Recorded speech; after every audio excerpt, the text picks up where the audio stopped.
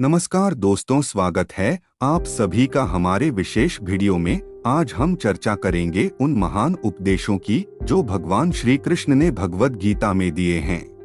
ये उपदेश न केवल आध्यात्मिक मार्गदर्शन प्रदान करते हैं बल्कि जीवन को सही दिशा में ले जाने के लिए अमूल्य सिद्धांत भी सिखाते हैं।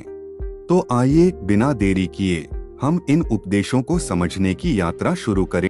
कर्मयोग, योग द्वारा कर्म। श्री कृष्ण ने कर्मयोग के माध्यम से बताया कि कैसे व्यक्ति अपने कर्मों का पालन करते हुए भी योगी बन सकता है।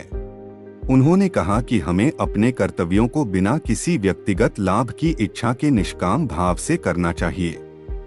कर्म का सही मार्ग अपनाने से हम दिव्य चेतना को प्राप्त कर सकते हैं। 2. भक्ति योग, भक्ति द्वारा उपासना।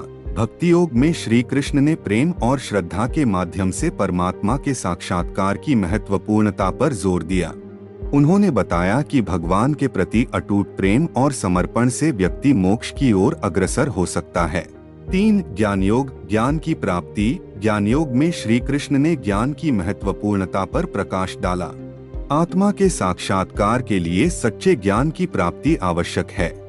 उन्होंने कहा कि ज्ञान का मार्ग हमें आत्मा की वास्तविकता और परम सत्य की ओर ले जाता है।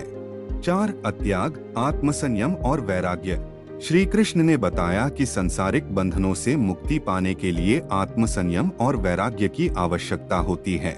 वैराग्य हमें माया के जाल से बाहर निकालकर आत्मा की शुद्धि की ओर ले जाता है। 5. सम्यक दृष्टि, यथार्थ ज्ञान। सम्यक दृष्टि का अर्थ है सच्चे ज्ञान के माध्यम से आत्मा की स्वतंत्रता को समझना।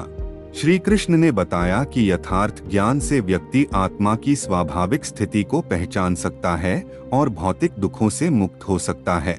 6. अनासक्ति, आत्मनिर्भरता। श्री कृष्ण ने अनासक्ति का महत्व बताया, जिसमें कर्मों के फल की चिंता छोड़कर आत्मनिर्भर और निष्काम कर्म का पालन करना चाहिए। इससे व्यक्ति मानसिक शांति और स्थिरता प्राप्त करता है। 7. श्रद्धा, आदर्श और विश्वास। श्रद्धा का अर्थ है भगवान में पूर्ण विश्वास और आदर्शों का पालन। श्री कृष्ण ने कहा कि भगवान में अटूट श्रद्धा रखने से हमारा मार्ग स्पष्ट होता है और हम परमात्मा के पास पहुंच सकते हैं। 8. समता, समदृष्टि और सम्यक भावना। समता का मतलब है सभी प्राणियों के प्रति समानता और समदृष्टि रखना। श्री कृष्ण ने बताया कि समता की भावना से हम समाज में शांति और समरसता ला सकते हैं। 9. आत्मनिष्ठा, आत्मसंयम और स्थिरता। आत्मनिष्ठा का अर्थ है आत्मसंयम और मानसिक स्थिरता। श्री कृष्ण ने आत्मनिष्ठा को महत्वपूर्ण बताया, जिससे हम अपने मार्ग पर स्थिर रह सकते हैं और आत्मा के साक्षात्कार की दिशा में अग्रसर हो सकते हैं।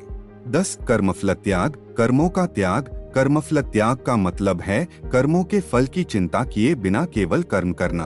श्री कृष्ण ने बताया कि निष्काम कर्म के माध्यम से व्यक्ति आत्मिक शांति और मुक्ति प्राप्त कर सकता है।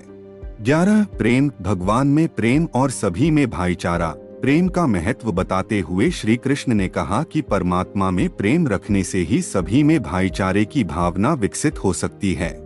यह भावना हमें समाज में सहयोग और समरसता की दिशा में प्रेरित करती है। 12. अनुग्रह, दयालुता और सहानुभूति। अनुग्रह का मतलब है दयालुता और सहानुभूति। श्री कृष्ण ने बताया कि दूसरों की मदद करना और सहानुभूति रखना हमारे आध्यात्मिक उन्नति के लिए आवश्यक है। 13. आत्मा की प्राप्ति, आत्मा का अनुभव और अद्वैत। श्री कृष्ण ने आत्मा के साक्षात्कार और अद्वैत की प्राप्ति के लिए योग के अंतिम विधान का वर्णन किया। अद्वैत का अनुभव हमें यह समझने में मदद करता है कि आत्मा और परमात्मा एक ही हैं और इस ज्ञान से हम मुक्ति की दिशा में अग्रसर होते हैं।